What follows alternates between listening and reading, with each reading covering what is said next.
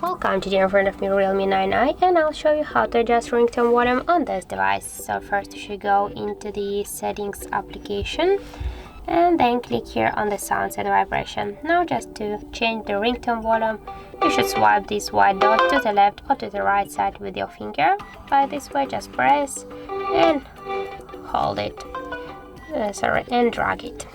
And also we got the second way how we can do that. Just first be sure that here in volume button control you got selected the ringtone volume, and now just by press your up or down volume button you can also change the ringtone volume on your Realme 9i.